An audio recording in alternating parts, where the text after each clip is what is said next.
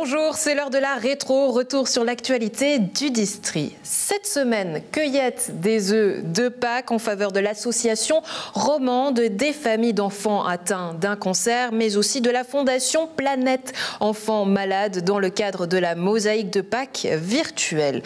Ensuite, on consacrait une large page à la culture en donnant la parole notamment à la salle de l'usine à gaz au Caribana, mais aussi au Paléo Festival.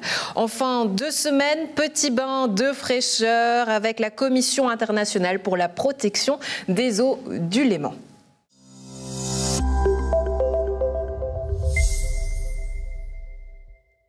Pour la première fois de son histoire, la mosaïque de Pâques se vivra en ligne. Covid oblige, la manifestation se transforme en une plateforme en ligne pleine de bonne humeur, avec des actions en faveur de l'ARFEC, mais aussi de la Fondation Planète Enfants Malades. L'objectif partagé du bonheur, bien sûr, est concrétiser les projets en faveur des enfants malades de Suisse romande. On en parle avec nos 2 invités. Paola Molpinatelletti, bonjour. Bonjour Andrea. Vous êtes la directrice de la Fondation Planète Enfants Malades, et Didier Maté-Doré, bonjour. Bonjour.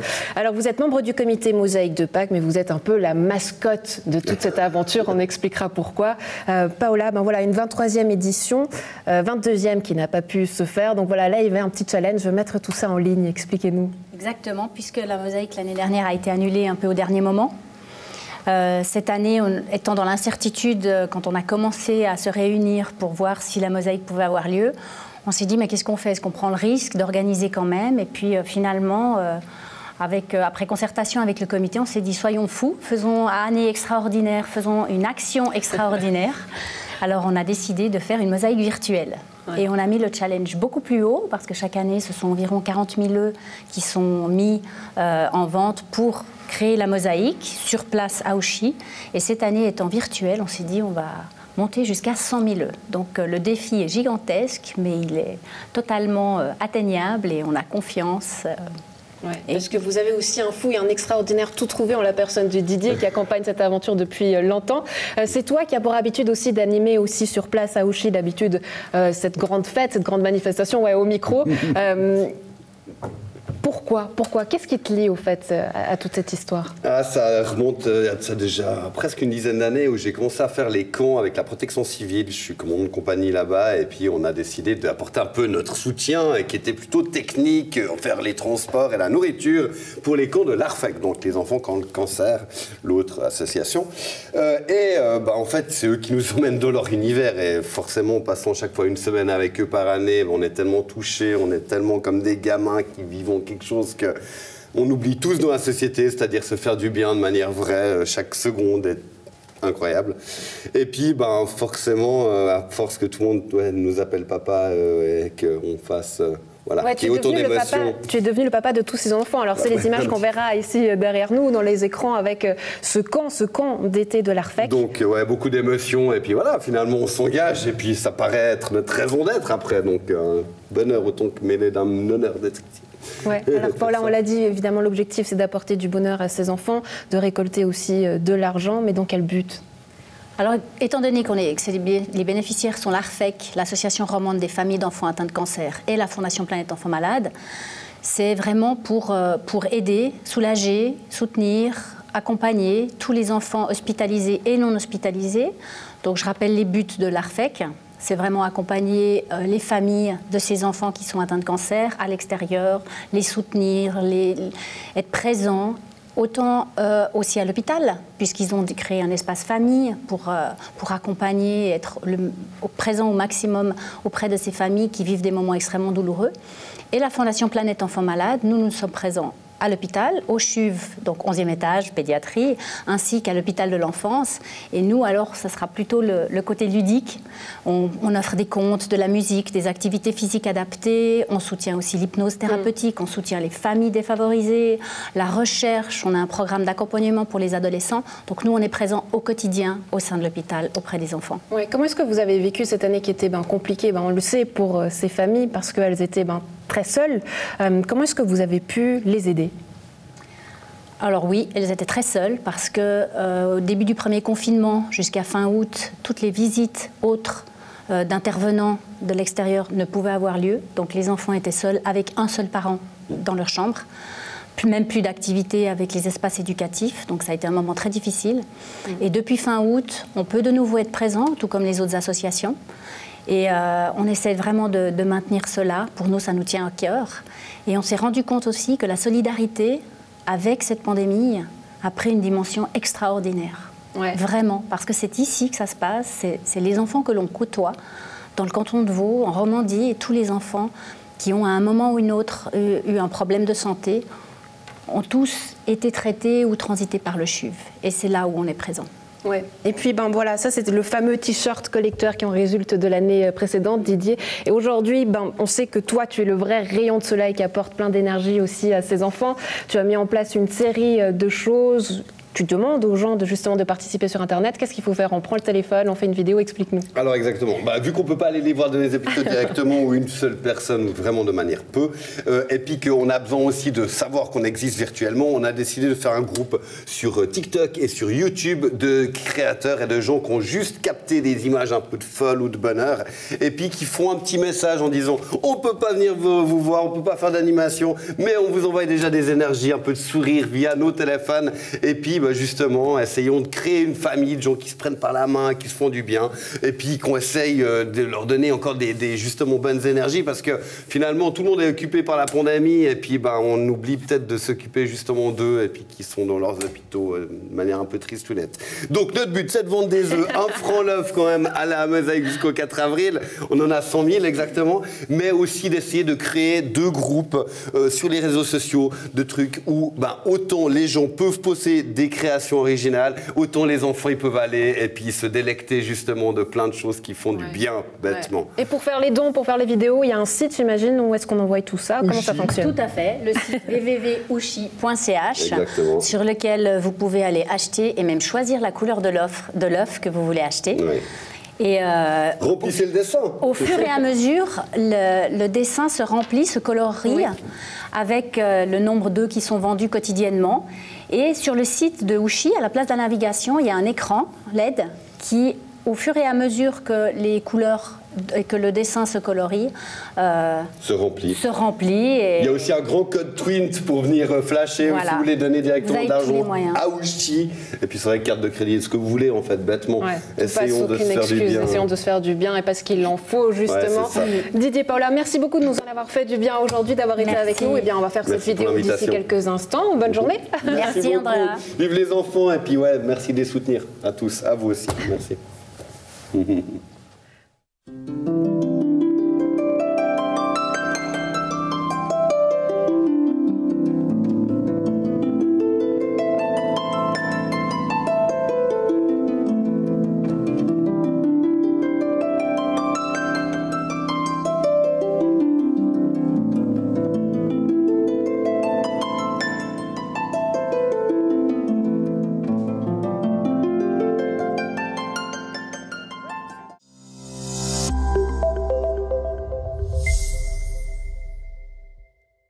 Paléo renonce au 45e parallèle cet été. La décision vient de tomber. On en parle avec le secrétaire général Mario Fossati. Bonjour. Bonjour.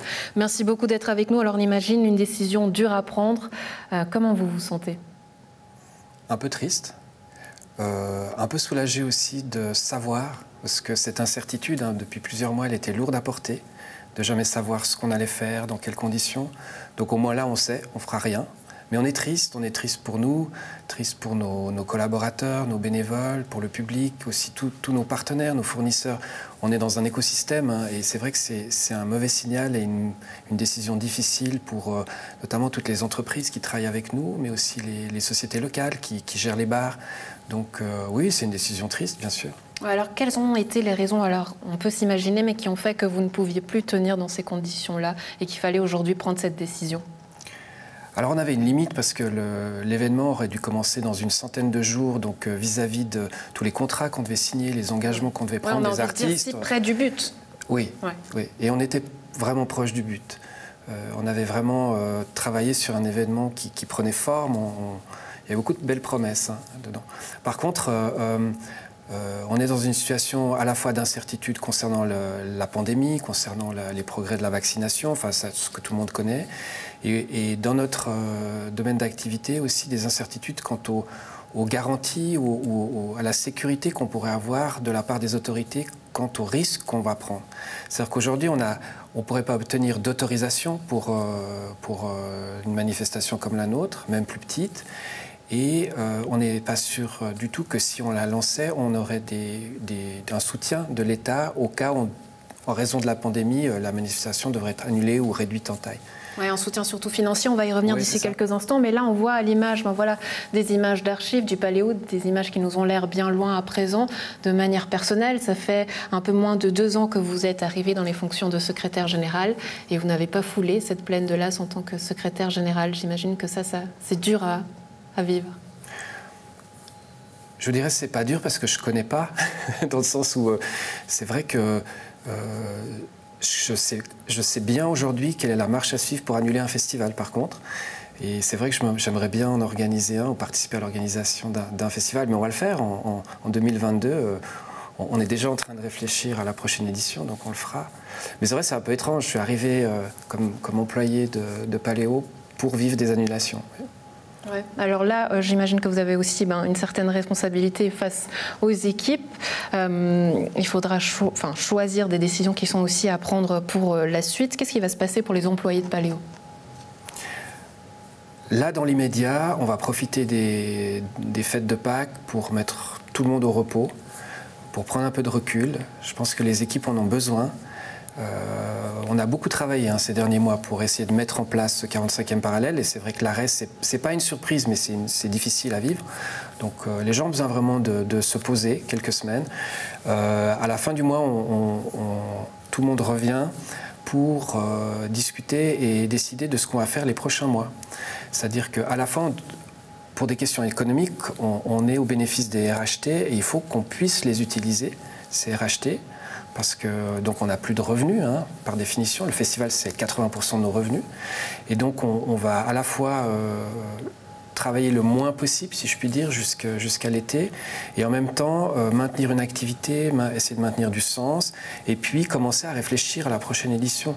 On a même au sein du 45e parallèle, on a développé pas mal d'idées. Qu'est-ce que ça veut dire, pardonnez-moi Marie Fossati, je vous coupe, parce que moins c'est 40% de recettes, 2 années qui s'enchaînent sans ces recettes. Est-ce qu'aujourd'hui le festival est en danger, ou c'est la question qui se posait justement? On est en difficulté, mais pas en danger. Au sens de dépôt de bilan, par exemple. C'est-à-dire que sur l'année 2020, entre les RHT, le soutien de certains de nos sponsors et les aides à la culture, on a sauvé les meubles en 2020. Donc et en 2021, on bénéficie encore des RHT, en tout cas pendant quelques mois. Probablement qu'on bénéficiera d'un certain volume d'aide. On fera un bilan, je pense, à l'automne, on en saura plus sur un plan financier, mais on pense que ça ne va pas nous mettre en faillite, pour dire les choses crûment, mais en difficulté certainement. Il va falloir qu'on repense un peu notre modèle, qu'on rediscute le prochain festival, voir au fond quels sont nos moyens de faire ce festival. Mais c'est sûr qu'en 2022, on fera un festival. Oui. Ouais, évidemment, on a une pensée aussi pour les fondateurs, Jacques Monnier, Daniel Rossella, qui étaient à l'origine de ce Paléo, de ce festival. Est-ce que vous parlez de revoir le modèle? Est-ce qu'ils auront vécu leur dernier Paléo en tant que tel 2 ans en arrière? Non. Même si vous parlez de Jacques Monnier, il fêtera ses 65 ans demain.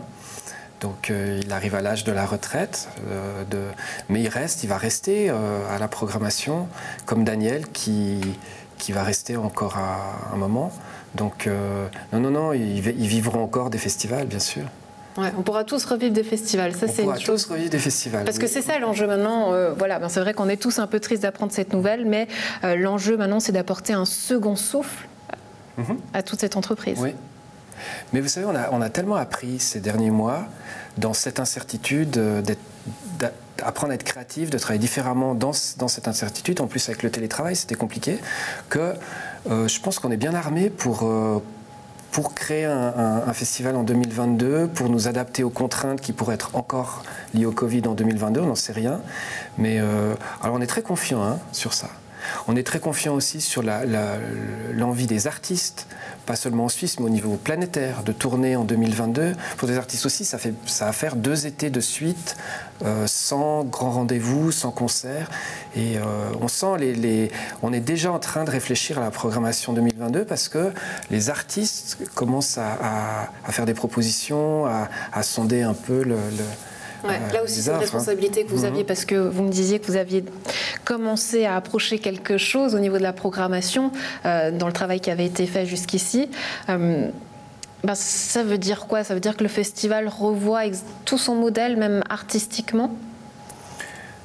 Non, on ne le revoit pas, mais on pourrait l'enrichir. C'est-à-dire que pour l'instant, notre objectif en 2022, c'est organiser un paléo tel qu'on le connaît, c'est-à-dire dans les dimensions qu'on connaît, avec plusieurs scènes, avec des concerts, on est debout devant les scènes. Donc c'est ça l'objectif pour le moment. Maintenant, c'est vrai qu'en travaillant sur le 45e parallèle avec des dimensions beaucoup plus petites, des spectacles assis, d'autres types d'offres artistiques, ça nous a donné pas mal d'envie et d'idées. Donc on va puiser là-dedans. C'est vraiment, il y a plein de pistes comme ça sur lesquelles on va continuer à travailler.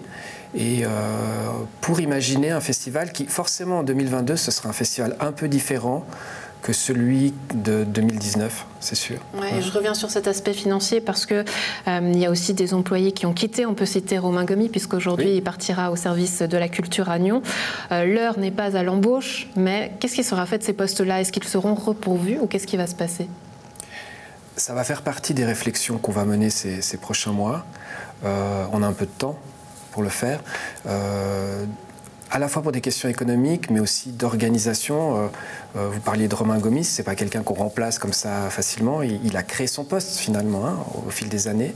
Donc on va prendre le temps de repenser à tout ça en privilégiant quand même l'emploi à l'interne, peut-être des redimensionnements de postes, etc. Tout le monde n'est pas à plein temps dans l'organisation actuellement, donc peut-être il y a des gens qui auront envie de se développer. Ouais. Enfin, pour terminer la boucle, vous avez pris la décision jeudi dernier, une réunion du COF. C'est ça. La communication s'est faite aujourd'hui de manière officielle, donc il y a plusieurs échelons qui se sont faits. Comment vous gérez cette crise de communication peut-être, ou cette crise tout simplement à l'interne? Je dirais malheureusement, on commence à avoir l'habitude, puisqu'on a annulé il y a à peu près une année le festival. On a déjà annoncé qu'on annulait l'édition normale du festival il y a quelques semaines. Donc c'est malheureusement un peu la routine. C'est-à-dire qu'on a maintenant, on est assez bien rodé pour savoir dans quel ordre on communique, comment on communique d'abord en interne, à nos bénévoles, aux membres du COF, puis après à nos partenaires, aux autorités, etc.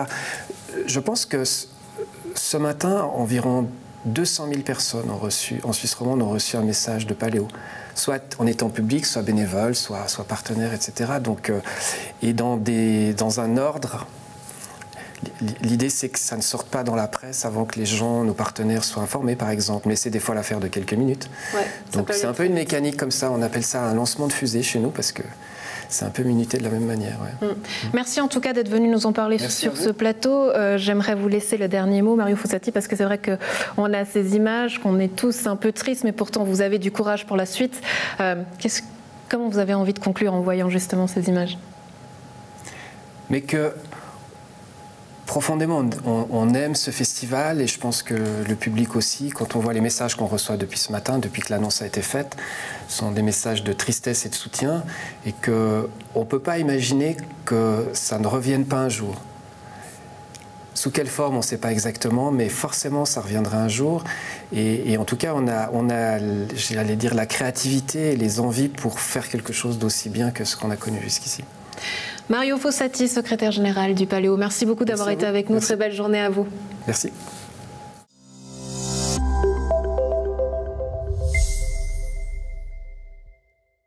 L'État de Vaud, région de Nyon et la ville de Nyon ont signé une convention de subventionnement pour l'usine à gaz. Un pas de plus pour le lieu culturel nyonnais après 3 ans de travaux. On en parle avec nos 2 invités. Karine Grasset, bonjour. Bonjour. Vous êtes la directrice de l'usine à gaz. À nos côtés également, Virginie Portier. Vous êtes membre du comité de l'association Usine à gaz. Bonjour, Virginie. Bonjour. Alors, avant de parler de l'usine à gaz, un mot sur la nouvelle du jour. C'est évidemment cette triste nouvelle du Paléo qui annule son 45e parallèle.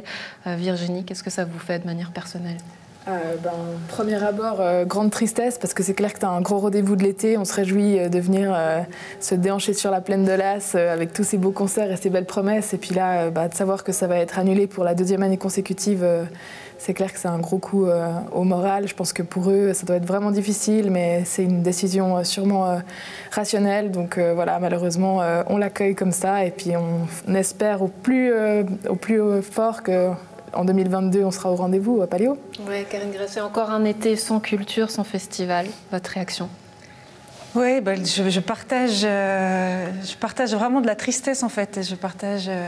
J'imagine leur déception. En fait, c'est vraiment la déception de l'équipe après avoir tout tenté, ce qu'ils ont tenté, les différents scénarios. C'est un travail fou d'avoir essayé de mener à bout les différentes possibilités de faire exister ce festival pour finalement devoir décider en dernier recours de l'annuler. J'imagine la déception de l'équipe et franchement, je partage leur tristesse. Ouais, alors, une tristesse que vous avez aussi vécue, puisque vous avez aussi dû vivre, en tout cas faire le deuil de ces saisons annulées à l'usine à gaz. On y revient justement avec cette convention de subventionnement. Alors, un document qui porte sur la période 2021-2024 et qui vise à soutenir le développement des activités de la nouvelle usine à gaz. Comment est-ce que vous comptez utiliser cet argent, Virginie Partier ?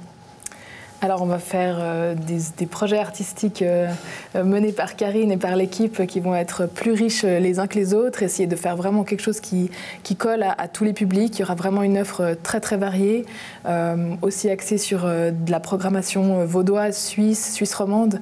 Donc ça nous tient à cœur dans le projet de Karine. C'est quelque chose qui nous a aussi beaucoup séduit au comité, d'avoir une mise en valeur d'artistes régionaux et suisses. Ouais. Donc forcément on travaille en équipe, je l'entends, mais aujourd'hui est-ce que les ambitions de l'association ont un petit peu évolué ou changé ? Alors oui, bien sûr, on se positionne vraiment comme centre culturel supra-régional. On aime bien dire ce mot, quoi. On fait rayonner l'usine à gaz au-delà de la ville de Nyon. Donc c'est pour nous un aboutissement très important et qui nous fait chaud au cœur de savoir que le canton s'est joint aussi pour cette convention quadripartite. Ouais, comme pour la première fois. Pour la première fois, ouais. Exactement. Donc oui, pour nous, pour l'association, c'est vraiment une victoire, un travail de nombreuses années qui aboutit maintenant et on est super heureux que ça se fasse sous la direction de Karine. Ouais. 4e convention signée, la première fois avec le canton. Fabienne Trémont-Contal, municipale en charge de la culture, lors de la signature, parlait d'un petit miracle. Vous êtes d'accord avec ça ? Oui, petit miracle, ça se rapporte aussi au bâtiment, à toute l'aventure des travaux, à toute l'aventure qui a précédé les décisions politiques pour pouvoir mener ce chantier.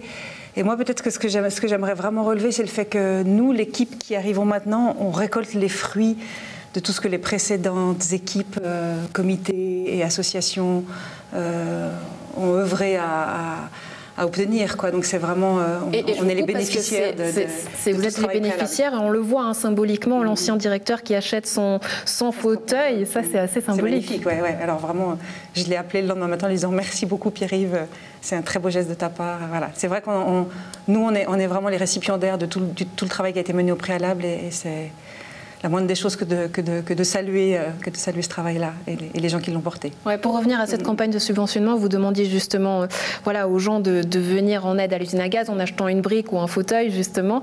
Où est-ce que vous en êtes dans cette campagne ? Combien d'argent vous avez récolté et où est-ce que vous en êtes ? À ce jour, on a récolté à peu près 40 000 francs. Ça a très bien démarré. Il y a eu un joli élan au début qui était assez beau à voir, avec plus d'une centaine de personnes qui ont pris part qui ont acheté un siège, symboliquement un siège, une brique. Ce qui a très très bien marché, c'est la signature des chaises historiques, des chaises, on les appelait les chaises légendaires, c'est-à-dire que ces chaises qui sont là depuis toujours et puis qui vont continuer à être là. Et puis il y avait une possibilité pour 50 francs de signer ces chaises et là il y en a 100 qui sont partis. Donc il y a vraiment un élan qui témoigne d'une affection pour ce lieu, d'une affection pour ce qu'il représente dans la vie culturelle et dans la vie sociale des gens. Ouais. Et combien d'argent est-ce qu'il faut encore ? Ouf. Beaucoup, il en faut encore 300 000. 300 000. D'accord. Ouais. Donc là, c'est de longue haleine. Ouais, un travail de longue haleine. Quel est le rôle de l'association ? Voilà, quand on sait qu'il y a encore 300 000 francs qui manquent, quelle est votre marge de manœuvre ?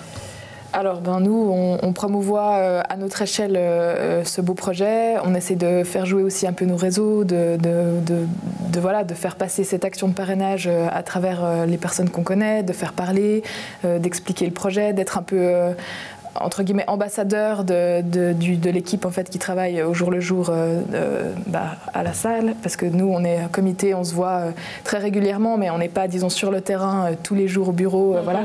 Donc c'est plutôt un rôle d'ambassadeur, d'essayer de faire connaître le projet, d'en parler, d'essayer de faire vivre ça d'une manière plus large, quoi. Puis de le défendre, aussi, exactement. Parce que c'est vrai que vous le vivez, Karine Grasset, vous avez reçu les clés, je crois, au début du mois, c'est ça, donc ça y est, c'est lancé, c'est une bonne chose. Donc il y a plein de travail à faire, tout à mettre en place. Au niveau du plan du financement, quelles sont peut-être les grandes lignes que vous avez déjà dessinées? Alors en fait, à ce jour, on est environ à 340 000 francs d'acquis, ce qui nous permet d'acheter l'équipement de base. Donc il y a deux financements. Il y a le financement de la programmation de la saison et puis il y a le financement de l'équipement de l'usine. Et donc voilà, on est en train. C'est l'équipement. C'est l'équipement de l'usine, exactement.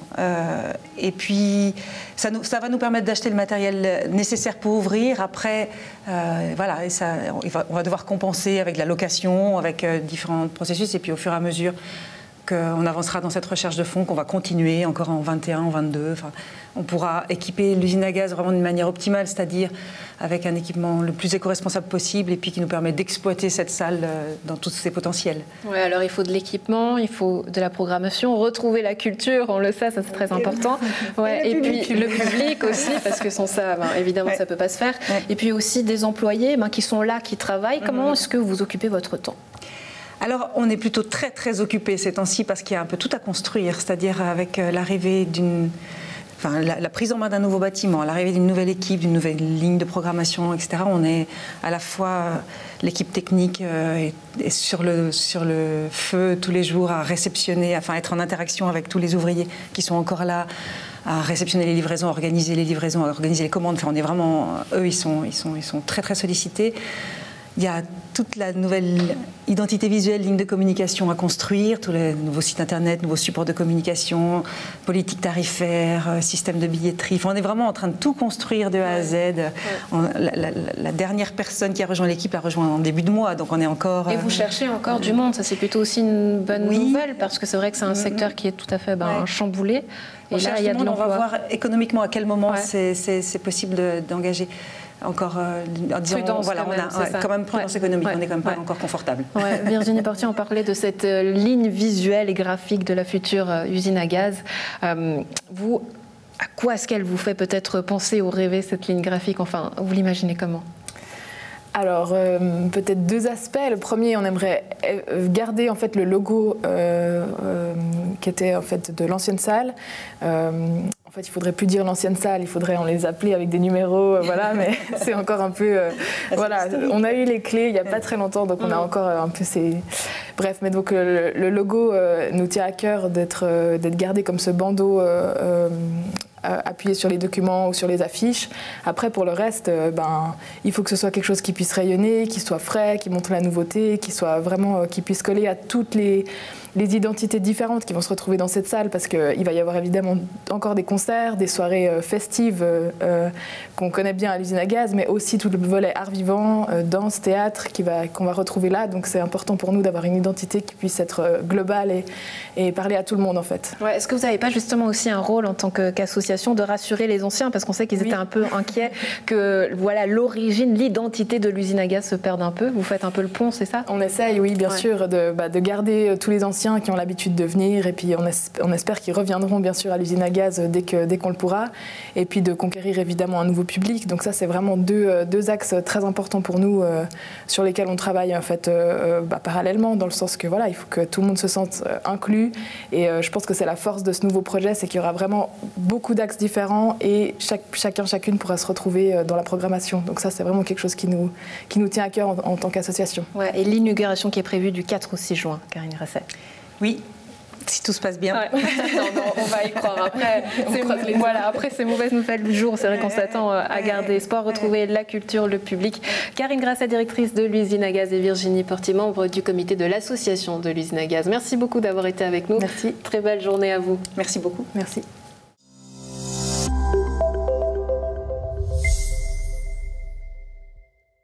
Caribana reporte sa 30e édition comme un petit air de déjà-vu et pourtant le plus grand des petits festivals ne vous laisse pas tomber et organisera plusieurs événements tout au long de l'année. On en parle avec vous, Tony Lerche, bonjour. Oui, bonjour. Vous êtes le directeur du Caribana Festival. Alors avant de parler Caribana, j'aimerais revenir sur l'annonce du Paléo puisque lui aussi a annoncé annuler son édition pour la 2e fois, un signal très fort pour la région. Comment vous réagissez ? Oui, alors il n'y a pas que la région qui est en berne, je dirais qu'il y a la Suisse qui est en berne, hein, parce que vous avez vu l'annonce, c'est faite conjointement avec la Suisse allemande. Nous, on est très liés à nos amis haute-sarine, hein, dans le milieu du spectacle. Et puis c'est vrai qu'il y a des mois depuis Noël qu'on travaille avec le comité de la SMPA sur les projets potentiels pour l'été. Et puis là, vous avez vu la catastrophe de ces dernières semaines, avec déjà jusqu'à pratiquement le mois de juillet, on n'aura pas d'événements majeurs. Et c'est vrai que les scénarios à 5000 qu'on espérait pouvoir faire ne pourront pas avoir lieu vu l'avancement global de la situation. Ouais, plusieurs raisons ont fait que le festival et les festivals ne pourront pas avoir lieu. C'est une situation évidemment très complexe. Mais si on revient sur le sondage qui avait été fait, on comprend que le public a envie de retourner au festival, mais pas à n'importe quel prix, pas à n'importe quelle condition. Qu'est-ce que ça veut dire qu'aujourd'hui les festivals doivent de toute façon se réinventer ?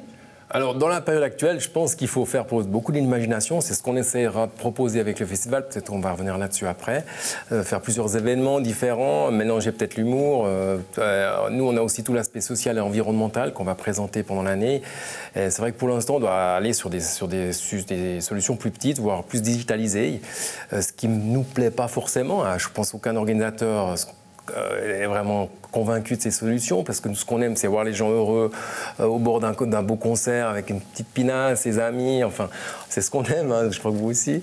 Ouais, et puis, ça sera vraiment difficile cette année, quoi. Ouais, les solutions qu'on voit aujourd'hui au Caribana, c'est notamment le e-Caribana, c'est ça la digitalisation dont vous nous parlez, mais qu'est-ce que ça veut dire qu'aujourd'hui, le Caribana, plus qu'un festival, il devient une marque ? Oui, alors nous, on travaille sous cette idée depuis quelques mois, je dirais. Et puis là, ça s'est accéléré avec la situation qui est difficile et on se dit qu'il faut vraiment qu'on fasse quelque chose pour qu'on puisse offrir aux artistes en fait, des possibilités de se produire. Et puis on doit aussi trouver d'autres sujets d'attractivité, notamment le e-Caribana, qui est le sport par Internet.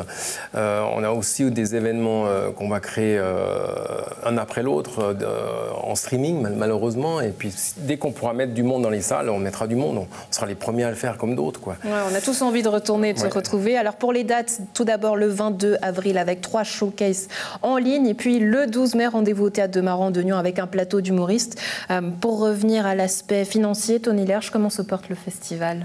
Bon, il va pas moins bien qu'avant la crise. On a été bien soutenu quand même par l'État, mais maintenant c'est plus la lassitude du comité et des organisateurs eux-mêmes. En fait, on a des gens qui en ont marre de travailler sur du vent ou sur des projets qui ont peut-être pas se faire parce qu'on ne sait pas les normes qu'on doit appliquer pour faire un concert. Et ça, c'est très dur en fait pour nos équipes en fait. Et ça c'est quelque chose que j'ai vu aussi ailleurs. Ils ont les mêmes problèmes. On a un manque de motivation à l'interne. Alors moi, je suis toujours aussi dynamique, donc c'est un peu un cas à part, je dirais. Et on doit remotiver nos équipes sur des projets concrets. C'est ce qu'on va faire. Nous, on veut vraiment présenter quelque chose. On veut pouvoir dire aux artistes, vous allez jouer à telle date. On va pouvoir dire à nos techniciens, vous venez travailler ce jour-là.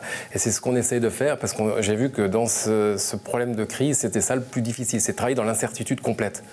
Ça, les gens n'arrivent pas en fait. Oui, tout à fait. Mais... Ce que je peux comprendre d'ailleurs. Oui, mais vous étiez très optimiste la dernière fois que vous étiez venu sur ce plateau, vous y croyez, c'était un festival coûte que coûte, on le comprend, parce que c'est vrai qu'on a envie d'y croire à ces festivals. Mais aujourd'hui, qu'est-ce qu'il faut faire, notamment par rapport aux équipes ? Est-ce qu'il faut renouveler les équipes, chercher du personnel ailleurs, utiliser déjà les connaissances que vous avez ? Comment est-ce que vous jonglez avec toutes ces incertitudes ? Alors nous, on a tellement de projets que je ne peux pas vous les lister aujourd'hui, mais c'est vrai qu'on a plusieurs équipes qui travaillent sur plusieurs scénarios. On a nos équipes de Caribana Event, donc vous les avez cité avant, on va faire ces festivals en live streaming ou en live présentiel si on le peut. On est soutenu là par nos partenaires, nos sponsors qui ne veulent pas nous lâcher parce qu'ils savent que de toute façon, dès qu'on pourra vraiment recréer des vraies manifestations à plus large échelle, on sera là. Et puis on a des projets plus environnementaux, sociaux, qui sont des projets axés sur vraiment le développement durable, toute l'économie durable. Et ça, c'est des concepts qu'on va présenter. Comment ça se passe justement? Parce que du coup, c'est des équipes, c'est d'autres équipes. C'est d'autres gens, c'est d'autres sociétés qui nous aident et qui trouvent fantastiques nos nouveaux projets. Mais je ne peux pas vous en dire plus. C'est le Caribana Week-Air. On va le présenter prochainement, au mois de juin.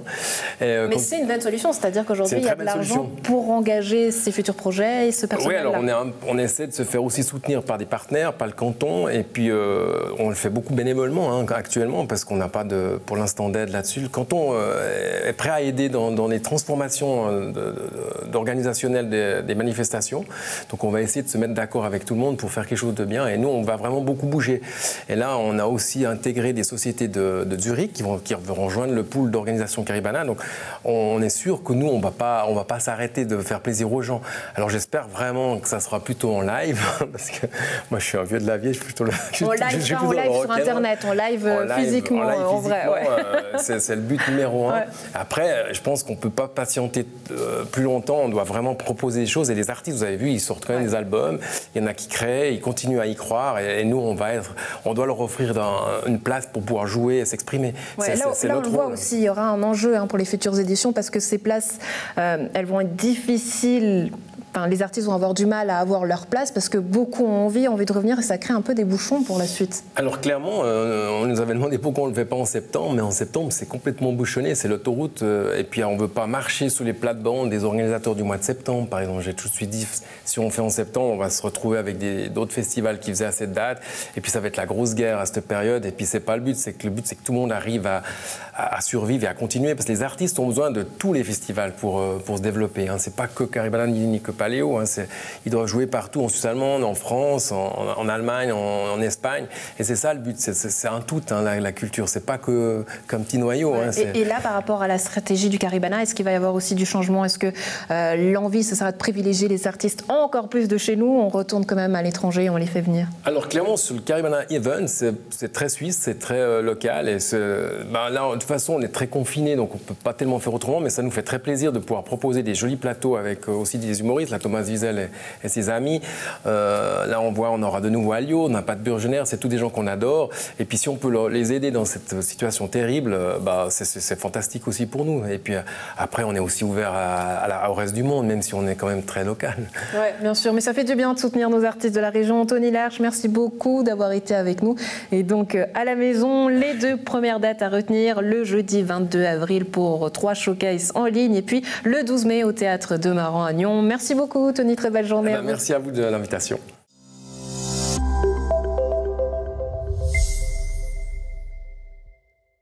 Et on passe à table. À Prangin, la municipalité lance une action de soutien aux restaurateurs et en partenariat avec l'association économique de Gland et Région. On en parle avec nos 2 invités. François Briand, bonjour. Bonjour. Vous êtes le syndic de Prangin. À nos côtés également Stéphane Fener, président de l'AEGR. Bonjour. Bienvenue. Merci d'être avec nous. Alors, on l'imagine, mais pourquoi avoir travaillé en partenariat avec l'AEGR ? Pour une raison toute simple, c'est que la mise en place de cette opération nécessite une certaine logistique. Et l'association économique de Gland et Région avait déjà mis en place lors de la première vague une logistique avec tout ce que cela comporte, un site internet, des modes de paiement, etc. Et qu'il était ridicule de réinventer la roue. Donc on s'est retrouvé avec l'association pour mener cette 2e opération en 2021. Oui, alors on va parler de Prangin évidemment, mais comment avoir adapté ce concept à la sauce pranginoise, Stéphane Fener? C'était rien de plus simple puisqu'on est vraiment parti sur un concept très très proche de ce qui avait été fait il y a un an pour les bons, pour les commerçants de la côte. Donc on a tout simplement réduit le nombre de participants pour répondre aux besoins de Prangin. D'ailleurs, nous saluons vraiment cette initiative parce que tout ce qui se fait pour aider les commerces qui sont particulièrement touchés actuellement, les restaurateurs, mais d'autres aussi, c'est toujours très très bienvenu. Oui, alors parce qu'on sait qu'il y a un réel besoin de manière très pratique. Rappelez-nous comment ça fonctionne. Alors, il y a ce site internet qui est soutien aux restaurants prangin.ch avec des tirets entre les différents mots. Et les acheteurs peuvent prendre des bons avec 10% de rabais. Les valeurs sont de 20, 50 et 100 francs. Et ils peuvent prendre donc ces bons avec 10% de rabais. Mais la municipalité verse en plus 10% aux restaurateurs. Le principe est de créer des liquidités pour les restaurateurs en ce moment. Ouais, alors on sait que tous les fonds sont nécessaires pour venir en aide à ces restaurateurs, François Briand. Alors j'imagine que ça ne comble pas le manque à gagner, mais que c'est surtout un soutien psychologique. On peut l'appeler comme ceci, effectivement. Dans des circonstances que l'on connaît très difficiles en matière de restauration, où le chiffre d'affaires est tout simplement tombé à zéro, pratiquement à zéro. Quelques-uns arrivent à faire de la vente à l'emporter, mais c'est quand même pas suffisant pour combler leurs charges fixes. Et c'est pour ça qu'on a essayé de mener cette opération pour, avec nos moyens relativement modestes, communaux, de les soutenir. Mais je dois dire, il faut petits moyens, mais quand même qui peuvent avoir une certaine importance pour un exploitant de restaurant, dans la mesure où ce 10% qu'on offre d'une part aux clients, mais la priorité c'était de soutenir les restaurateurs, donc il faut inciter les clients d'une part avec ce rabais de 10%, mais surtout le 10% que reçoit le restaurateur dans un secteur d'activité, encore une fois, où les rendements sont extrêmement faibles. Une fois que vous avez enlevé vos charges du personnel, le loyer, les charges de marchandises, ceux qui arrivent à sortir 10% sont peu nombreux ou alors ils sont très bons. En rajoutant 10%, qui est un chiffre d'affaires supplémentaire additionnel sans charges qui sont directement liées à cette augmentation de chiffre d'affaires, c'est pratiquement un bénéfice supplémentaire de 10%. Donc l'impact peut être assez grand pour un exploitant. Et puis j'ajoute que nous avons mené cette opération pendant une durée limitée, avec des moyens limités, puisque nous avons aussi des compétences en matière de municipalité, et que si nous devions poursuivre l'opération au-delà du mois que nous nous sommes donné, il faudrait à ce moment-là allouer des budgets et passer devant notre conseil communal. Oui, alors il y a déjà une centaine de bons qui ont été vendus, donc l'action fonctionne, ça c'est une bonne chose. 9 points de restauration à Prangin, puisque vous êtes, j'imagine, aussi en contact avec eux, comment ils se portent ces restaurants? Est-ce qu'il y en a qui sont en danger ou quelle est la situation à Prangin?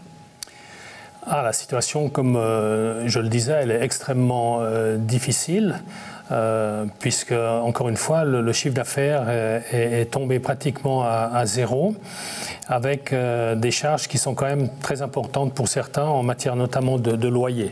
Est-ce qu'il y en a qui sont en danger aujourd'hui? Alors, à ma connaissance, pas. Mais ça pourrait le devenir. On sait que le secteur globalement de la gastronomie et de la restauration est en danger. Et on estime qu'un certain nombre effectivement d'établissements vont tomber en faillite s'il n'y a pas les soutiens qui arrivent rapidement.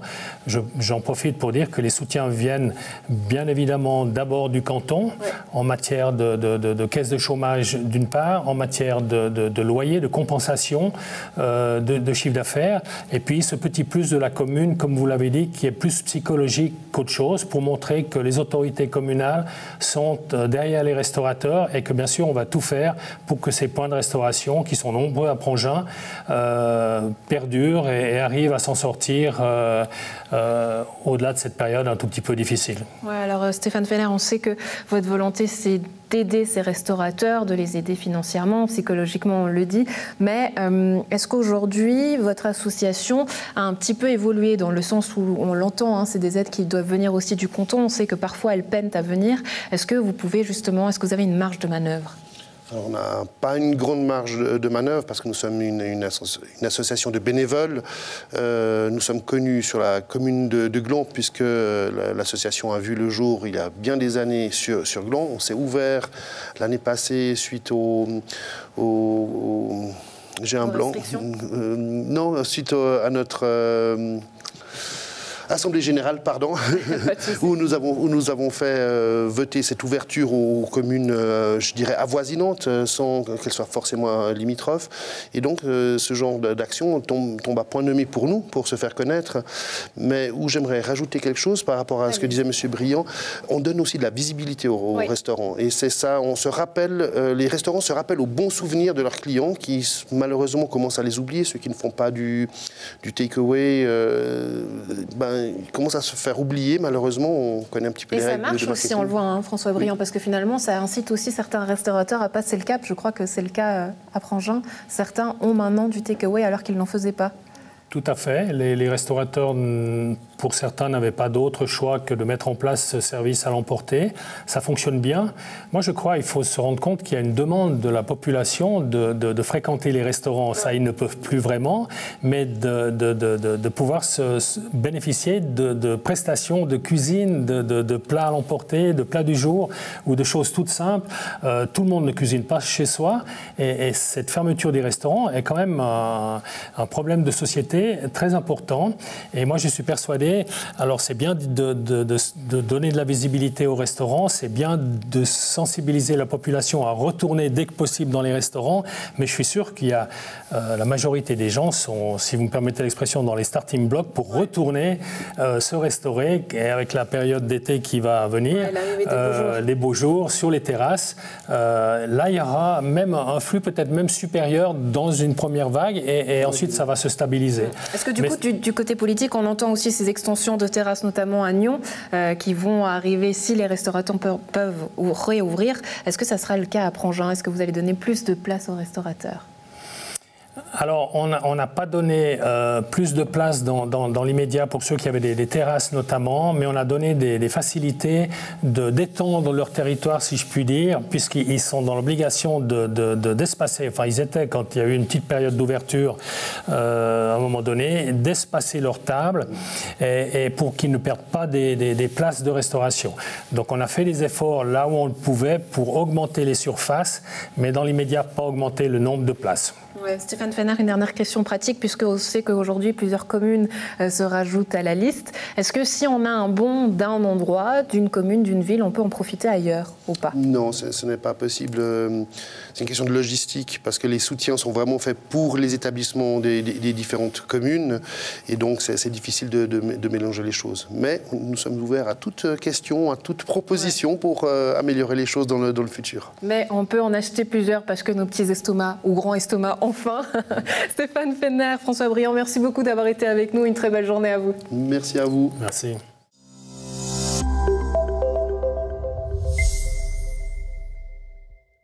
C'est le retour des beaux jours et l'appel du lac se fait sentir. La Commission internationale pour la protection des eaux du Léman lance une campagne de sensibilisation pour une meilleure cohabitation entre les milieux naturels et les activités humaines. On en parle avec vous, Audrey Klein. Bonjour. Bonjour. Vous êtes secrétaire générale de la CIPEL. Alors, avant d'en parler un peu plus de cette campagne de sensibilisation, rappelez-nous le rôle de la CIPEL en quelques mots. Oui, donc la CIPEL est une commission internationale franco-suisse qui existe maintenant depuis plus de 50 ans et sa principale mission, c'est la surveillance de la qualité des eaux du lac. Mais on ne peut pas parler d'un lac sans parler de sa richesse naturelle. Et donc aujourd'hui, on parle effectivement plutôt de son littoral, de la richesse, de sa biodiversité. Mais la première mission de la CIPEL, c'est surveiller la qualité des eaux du Léman. Ouais, alors en quelques mots, en quoi consiste cette campagne de sensibilisation ? Eh bien, c'est de parler de ces milieux naturels, des rives du lac, souvent méconnus du public. Quand on va sur le lac, c'est pas forcément dans un premier temps pour aller observer les rives du lac, la faune, la flore, mais on veut faire prendre conscience en fait de la richesse et aussi de la rareté de ces milieux, puisque au 19e et au 20e siècle, les rives du lac ont été fortement urbanisées. Donc aujourd'hui, on a plus que 25% des rives du lac qui sont naturelles, et ces rives, il faut les préserver pour justement maintenir une bonne biodiversité. Mais est-ce que ça veut dire que le lac est en mauvaise santé, ou pourquoi est-ce que cette campagne de sensibilisation arrive maintenant ? Alors elle arrive maintenant parce que c'est des milieux auxquels on ne s'intéressait pas forcément jusqu'ici. Voilà, les rives du lac, le littoral lémanique, ce n'est pas quelque chose forcément qui intéressait, je dirais, les gens jusqu'ici. Et la principale priorité, c'était d'abord d'avoir un lac en bonne santé du point de vue de sa qualité. Donc maintenant qu'on a des eaux on va dire, de bonne qualité, on s'intéresse aussi plus à d'autres aspects de cet écosystème, et notamment les rives du lac, donc les roselières, les embouchures, tous ces milieux dont on va parler en fait. Ouais, dont vous parlez et dont vous mettez aussi en image au travers de vidéos. On regarde un extrait et on revient tout de suite après.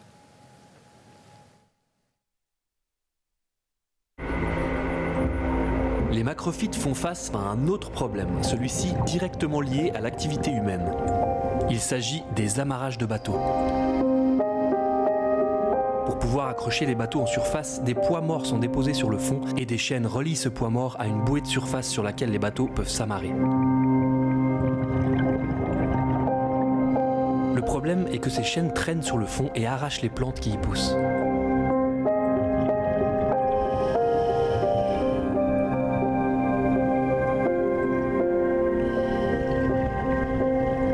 On le voit bien sur les images, une zone morte s'est créée tout autour du bloc.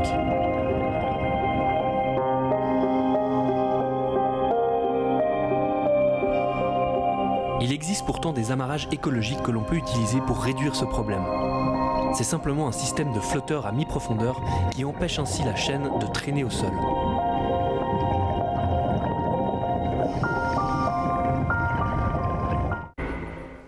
Alors en résumé, être humain et milieu urbain doivent cohabiter de manière plus harmonieuse.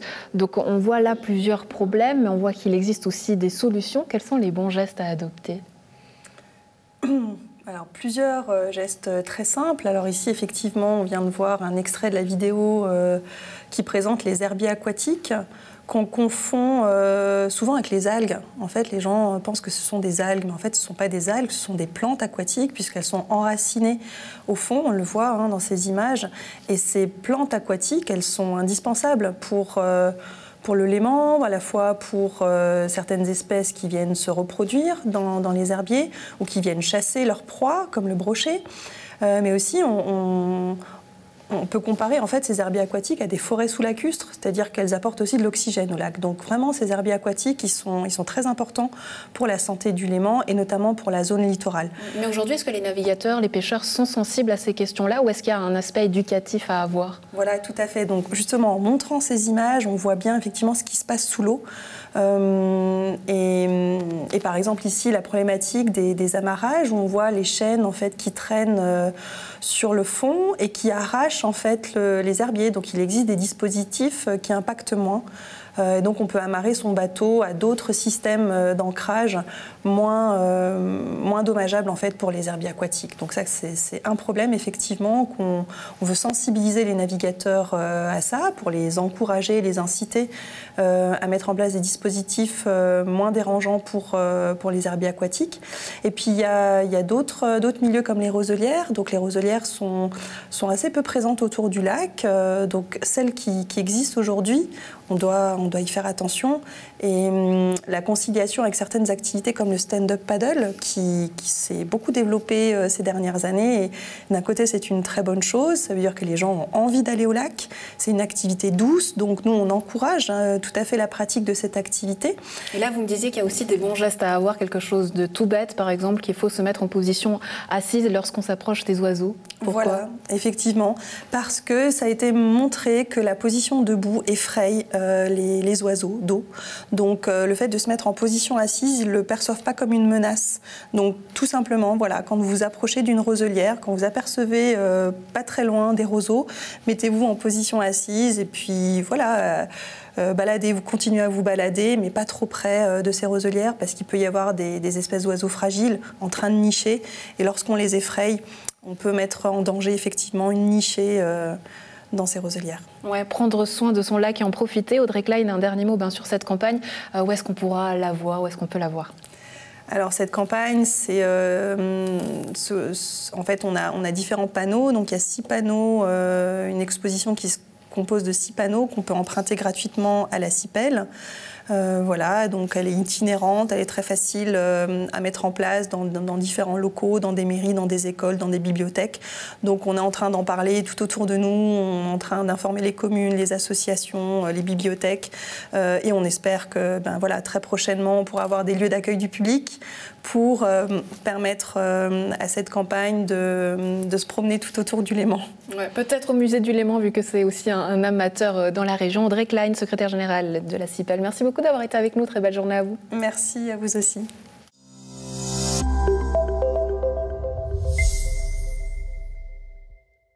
C'est tout pour la rétro de cette semaine, mais rassurez-vous, il y en aura encore puisque durant les vacances, NRTV prend aussi des vacances et profite. Quant à vous, vous aurez l'occasion de retrouver toutes nos rétros en ligne, mais aussi sur la chaîne. Excellentes vacances si vous avez l'occasion de partir ou de rester ou tout simplement de profiter. On se retrouve à partir du 12. Bonne suite de programmes sur Lyon Région Télévision.